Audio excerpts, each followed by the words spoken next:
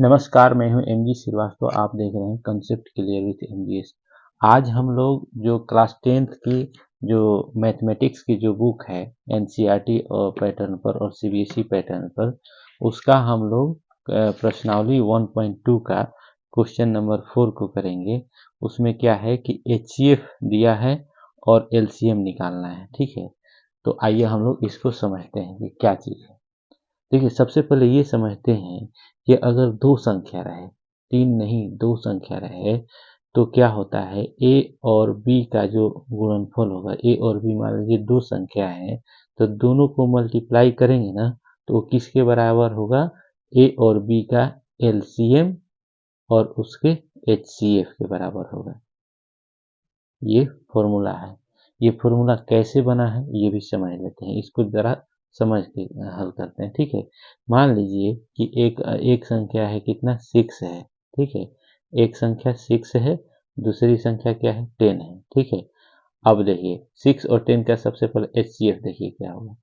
तो 6 को क्या लिख सकते हैं आप, 2 इंटू 3 लिख सकते हैं। 10 को क्या लिख सकते हैं आप, 2 इंटू 5 लिख सकते हैं, है ना। अब दोनों में जो कॉमन होता है वही तो होता है HCF, highest common factor. Factor के रूप में आपने कर लिया। और जो दोनों में मौसा, मौसा मतलब मिल रहा है, भोजपुरी में बोले तो मौसा, मौसा मतलब मिलता। ठीक है, मौसा मतलब क्या हो जाएगा, मिल रहा है। समझ गए। तो हमारा जो एचसीएफ हमारा कितना हो जाएगा, एचसीएफ हो जाएगा 2 हो जाएगा ना। एलसीएम निकाल के देख लेते हैं। 6 का और 10 का एलसीएम आप निकालेंगे तो आप क्या, पहले 2 से ले जाएंगे तो ये 3 हो जाएगा और ये 5 हो जाएगा। तो 2 इंटू 3 इंटू 5 हो जाएगा ना। तो 2 3 6, 6 5 30। एचसीएफ एलसीएम कितना हो जाएगा हमारा, 30 हो जाएगा ना। अब देखिए दोनों को आप मल्टीप्लाई करेंगे तो कितना हो जाएगा, ये भी 60 हो जाएगा, एलसीएम और एचसीएफ को। और 6 इंटू 10 को कीजिएगा, वो भी 60 हो जाएगा। और इसके एलसीएम और एचसीएफ को मल्टीप्लाई करेंगे तो भी कितना हो जाएगा, 60 हो जाएगा ना। एलसीएम कितना है इसका, 30 है, और एचसीएफ कितना है, 2 है, तो ये भी 60 हो गया। और 6 में और 10 से गुणा करेंगे तो ये भी 60 हो गया ना। तो इसके लिए शर्त क्या है कि ये संख्या कितनी होनी चाहिए, दो ही होनी चाहिए, तीन रहेगा तो नहीं होगा। समझ गए ना। तो दो संख्याओं का गुणनफल क्या हो जाएगा, फॉर्मूला कि दो संख्या का दो संख्याओं का क्या, गुणनफल।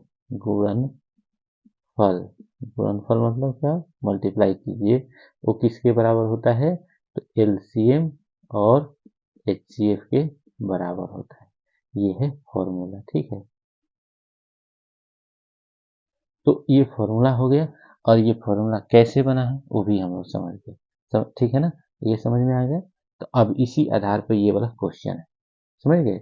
तो अगर समझ में नहीं आ रहा हो तो एक बार और वीडियो को देख लीजिएगा, आपको बहुत अच्छी तरह से समझ में आ जाएगा। ठीक, एक छोटा सा एग्जांपल देके इसको आपको समझाया हूँ।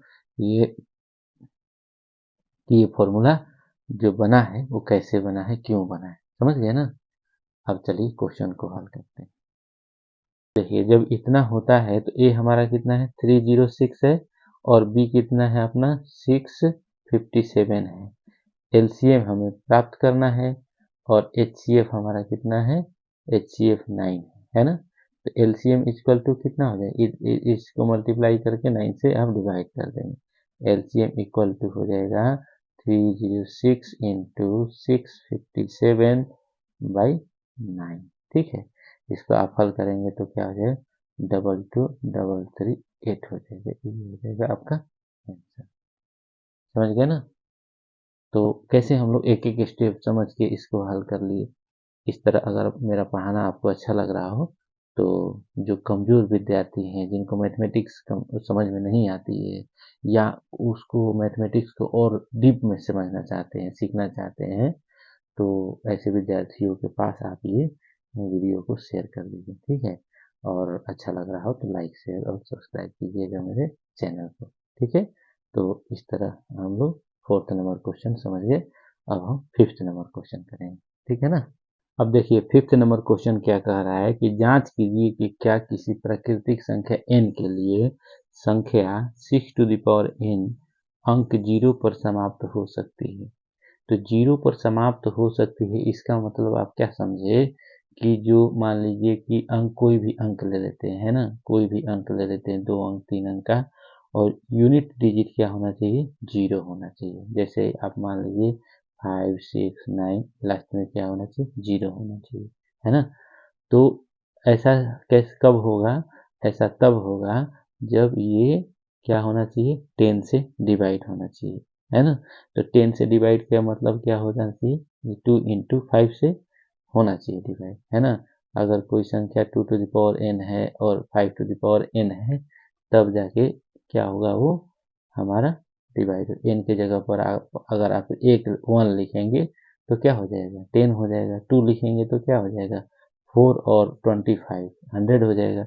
तो कहने का मतलब क्या है कि जब ऐसा हो तभी तो आप कह सकते हैं कि ये 0 पर समाप्त हो सकती है, अगर नहीं होगा तो 0 पर समाप्त नहीं होगी। अब देखिए आंसर क्या लिखेंगे आप, 6 to the power n equal to आप क्या लिख सकते हैं, 2 into 3 to the power n लिख सकते हैं, है ना। अब 2 into 3 to the power n है, इसका मतलब 2 टू द पावर n हो और 3 टू द पावर n हो, ठीक है। तो क्या लिखेंगे, चूंकि चूंकि 0 पर समाप्त होने के लिए, ठीक है, 0 पर समाप्त होने के लिए होने के लिए होने के लिए 2 to the power n into 5 to the power n के रूप में होना आवश्यक, में होना क्या है, होना आवश्यक है, आवश्यक है कि कब आवश्यक, n जहाँ n, जहाँ क्या है, n क्या है, एक n कोई प्राकृतिक संख्या है, ठीक है, n कोई क्या है, प्राकृत संख्या है, समझ गया ना। जब ऐसा होगा तभी जाके वो क्या होगा, हमारा 0 पर समाप्त हो सकता है, नहीं तो नहीं हो सकता है। तो अब क्या लिखेंगे, चूंकि चूंकि ये 0 पर समाप्त होने के लिए 2 to the power n into 5 to the power n के रूप में होना आवश्यक है, जहाँ n कोई प्राकृतिक संख्या है, ठीक है, और ये है नहीं, क्या लिखेंगे, चूंकि 6 टू द पावर n क्या है, 6 टू द पावर n जो है वो 2 to the power n into 3 to the power n के रूप का है, अतः यह 0 पर समाप्त नहीं होगी, समाप्त नहीं होगी। यही आपका आंसर हो जाएगा, यही आंसर आप ऐसे लिख के आ जाएंगे, आपका आंसर सही है। समझ में आ रहा है ना, आपको 0 पर समाप्त होने के लिए इस फॉर्म में होना जरूरी है ना, तभी जाके आपका वो क्या होगा, 0 पर समाप्त होगा। चूंकि ये इस फॉर्म में नहीं है, 5 नहीं है ना, यहाँ पर क्या है, 3 है, तो ये 0 पर समाप्त होगा ही नहीं, तो इसलिए क्या हो जाएगा, आप क्या लिख देंगे, नहीं होगा। लेकिन क्यों नहीं होगा, इस तरह से आप लिख के आएंगे, तब आपको फुल मार्क्स मिलेगा, समझ गए ना। अगर नहीं समझ में आ रहा हो तो आप मेरा वीडियो एक दो बार और देख लीजिएगा, ये समझ में आ जाएगा, ठीक है। अब चलिए आगे बढ़ते हैं। तो चलिए 5th क्वेश्चन तक कर रहे हैं, अब 6th क्वेश्चन करते हैं कि व्याख्या कीजिए कि 7 इंटू 11 इंटू 13 प्लस 13 और 7 into 6 into 5 into 4 into 3 into 2 into 1 plus 5 भाज्य संख्याएं क्यों हैं, ठीक है। ये भाज्य संख्या क्यों है, इसको हमें प्रूफ करना है। अब देखिए कि सबसे पहले हम लोग क्या समझते हैं, आंसर हम लोग क्या लिखेंगे कि पहले समझते हैं ये भाज्य संख्या होती क्या है। तो भाज्य संख्या वह संख्या होती है जो, भाज्य संख्या इंग्लिश में क्या बोलते हैं हम लोग, कंपोजिट नंबर, ठीक है, कंपोजिट नंबर। अब भाज्य संख्या किसे कहते हैं, भाज्य संख्या वह संख्या जो 1 से, स्वयं से, ठीक है, और किसी और संख्या से, किसी और अंक से क्या हो, विभाजित हो, ठीक है, उसे कहते हैं हम लोग भाज्य संख्या। समझ गए ना। जो एक से तो सभी करते हैं, स्वयं से भी सभी करते हैं, लेकिन किसी और अंक से विभाजित हो जाए वो क्या हो जाता है, भाज्य संख्या हो जाती है। ठीक है, ये हमें समझाने के लिए आपको बता दिए। अब लिखेंगे कैसे आप, अब देखिए इसका क्या कीजिए आप, 7 इंटू 11 इंटू 13 प्लस 13 है ना, इतना है। आप इसमें से क्या ले सकते हैं, 13 कॉमन ले सकते हैं, तो क्या हो जाएगा 7 इंटू 11, 13 की जगह पर 1 हो जाएगा ना, प्लस 1 हो जाएगा ना। अब देखिए 13 इंटू अभी 77 प्लस 1 78 हो जाएगा ना, 13 इंटू 78 हो गया।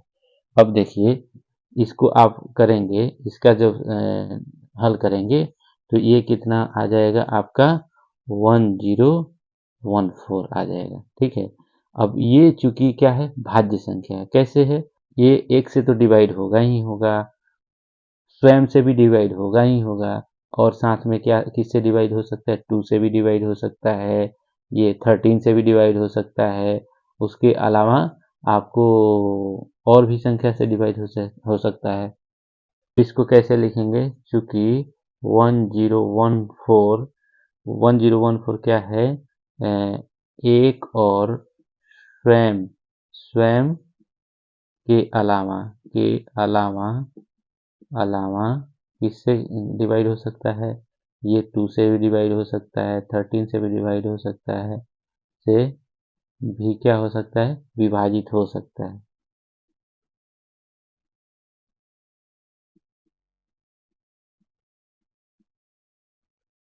अतः यह क्या है, भाज्य संख्या, भाज्य संख्या है है ना।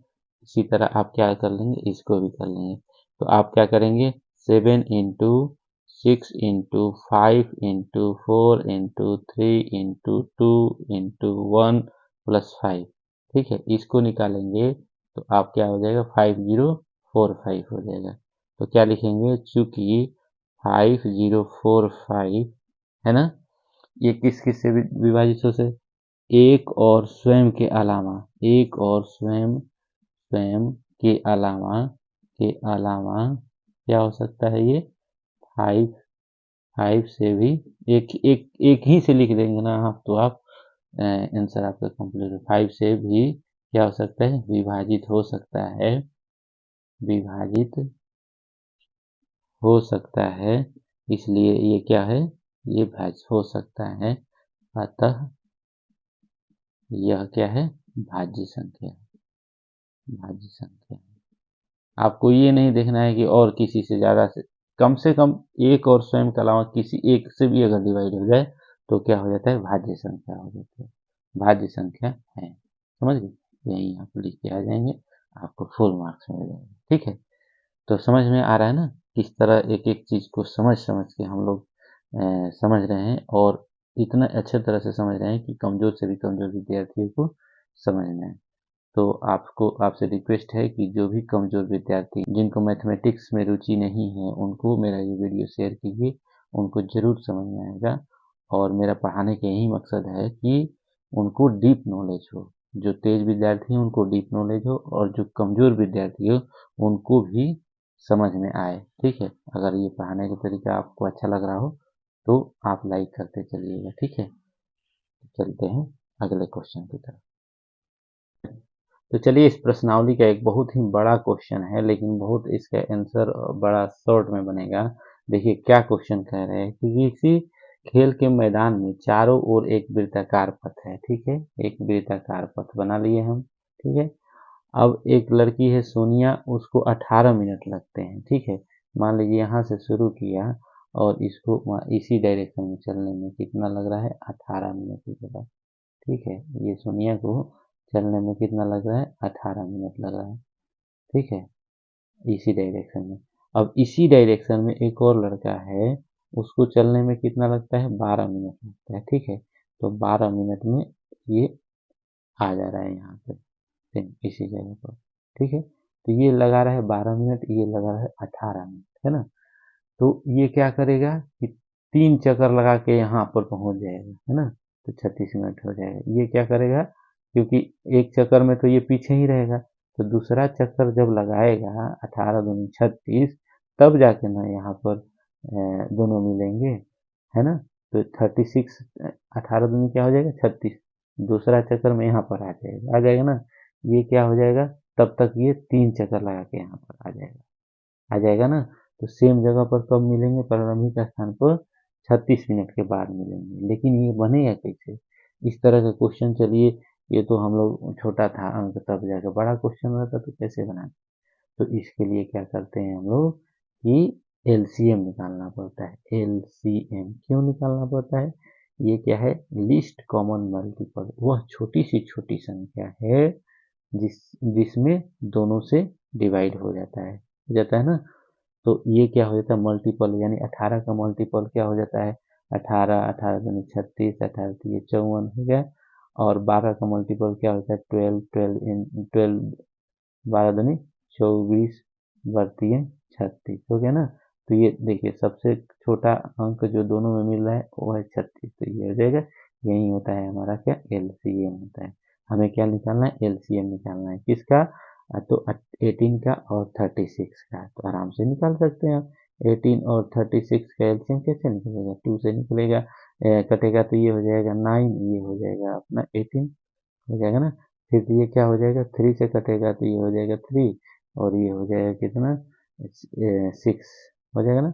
और ये फिर से कटेगा तो कितना हो जाएगा 1, ये हो जाएगा 2 हो जाएगा। तो तो क्या हो जाएगा 2 इंटू 3 इंटू 3 इंटू 2, ये 2 3 6, 6 3 18, 18 में 36 हो जाएगा। तो कितने मिनट बाद मिलेंगे ये लोग, 36 मिनट बाद मिलेंगे। ठीक है, यही हो जाएगा इसका। समझ आ रहा है ना, इस तरह से हम लोग इतना बड़ा क्वेश्चन का इतू सा हल होता है, लेकिन समझे रहेंगे तब जाके होगा। एलसीएम का मतलब भी समझा दिया आपको, ठीक है। और ये क्वेश्चन भी आपको समझा दिया। अगर ये समझ में आ रहा है तो कृपया लाइक करते चलिएगा, और जो कमजोर स्टूडेंट हैं जिनको समझ में नहीं आता है उनको भी आप शेयर कर दीजिएगा, ठीक है। तो ये 7th नंबर हम लोग कर लिए। एक क्वेश्चन और बचा है, उसको भी हल कर लेते हैं, ठीक है।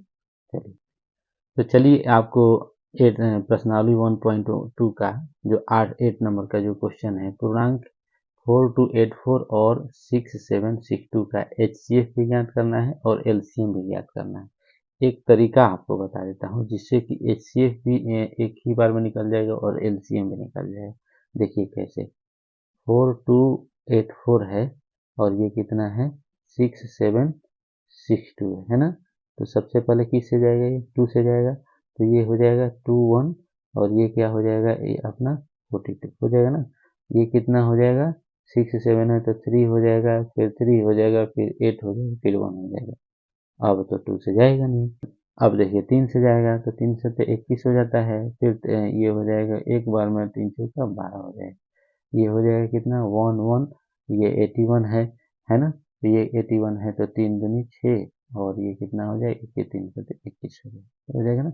अब देखते हैं फिर क्या करते हैं हम लोग कि 3 से एक बार और ले जाने की कोशिश करते हैं।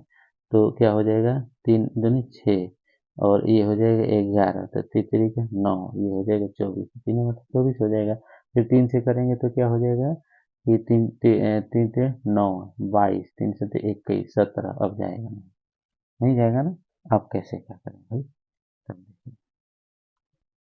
अब 3 से नहीं जा रहा है तो आप कीजिएगा 5 से भी नहीं जाएगा, 5 से नहीं जाएगा तो अगला क्या है 7 से देखते हैं। तो 7 से करेंगे तो क्या हो जाएगा 7 इंटू 7, 102 हो जाएगा। अब ये 7 से जाता है कि नहीं, तो एक बार में जाएगा, तो एक बार में क्या हो जाता है ये एक बार में जाएगा तो 7 हो जाएगा, ये हो जाएगा क्या 42 हो जाएगा ना। तो 42 6 7 42 हो जाता है, और ये कितना हो जाएगा अपना एक बार में हो जाएगा ना। अब आगे देखिए फिर जाता है कि नहीं, अब जाएगा ही नहीं, ठीक है। तो इसका एलसीएम एचसीएफ कितना हो जाएगा, अपना एचसीएफ कितना हो जाएगा, जितना बार गया है ना उतना ही बार का लिख लीजिए, ठीक है। वो कितना हो जाएगा 2 इंटू 3 इंटू 7, जितना बार दोनों को कट रहा है, जितनी बार उसको आप लिख लीजिए। तो कितनी बार में, 2 बार में कटा, फिर 3 बार में कटा, फिर 7 बार में कटा। अब सबको मल्टीप्लाई करेंगे तो ये कितना हो जाएगा अपना 42 हो जाएगा, ठीक है। अब एलसीएम कितना हो जाएगा, एलसीएम तो आप जानते ही हैं, 2 इंटू 3 इंटू 7 इंटू, अब जो बचा है वो भी लिख लेते हैं ना, 102 हो जाता है, फिर 161 हो जाता है ना, ये हो जाता है एलसीएम। तो ये आप इसको मल्टीप्लाई कर लेंगे तो आपका आंसर मिल जाएगा, मल्टीप्लाई करके बताइए कितना होता है। ठीक है, इसका आंसर हो जाएगा कितना, 689724 हो जाएगा इसका आंसर। समझ गए, आप मल्टीप्लाई करके देख सकते हैं। तो मैं एक ही तरीका से दोनों निकाल लिए, जितना बार गया दोनों कटता रहा, उसी को केवल लिख देंगे तो क्या हो जाता है, HCF हो जाता है। और उसके अलावा उसको भी लिखेंगे प्लस इसको भी लिखेंगे तो क्या हो जाता है, एलसीएम हो जाता है। ठीक है, अगर नहीं फिर भी आपको मन करेगा कि ऐसे बना लें कि कौन सा तरीका से जो आप जानते हैं तरीका, तो वो भी आप बना सकते हैं। क्या, 4242 है, 84 है ना, और ये क्या है, 6762 है। इससे भी बना, डिवाइड करने वाला जो पहले चैप्टर में पढ़ाए थे उससे भी आप बनाएंगे तो भी आपका HCF क्या आ जाएगा, 42 आ जाएगा। ठीक है, समझ में आ रहा है ना। फिर भी एलसीएम तो आप जानते ही हैं कैसे निकालना है, ऐसे ही बना सकते हैं, ऐसे ही बना सकते हैं। ऐसे क्या हो जाता है, थोड़ा डायरेक्ट बना सकते हैं, HCF इतना हो गया, एलसीएम इतना हो गया, लेकिन ये समझ के बनाया है हमने, समझ गए। तो आपकी जो मर्जी, आप इस तरह से बना के फिर एलसीएम इस तरह से बना लेंगे। आप अगर आपके उस परीक्षा में कम समय बच गया तो इस तरीके से बना के HCF इतना और एलसीएम इतना लिख देंगे तो भी कोई दिक्कत नहीं होगा, आप आराम से लिख के आ सकते हैं। कंपटीशन के एग्जाम में इसी तरह बनाया जाता है। ठीक है, तो इस तरह हम लोग समझ समझ के पूरी प्रश्नावली को कंप्लीट कर लिए। अगर मेरा पढ़ाना आपको अच्छा लगा हो तो कृपया चैनल को लाइक शेयर और सब्सक्राइब कीजिए। ठीक है।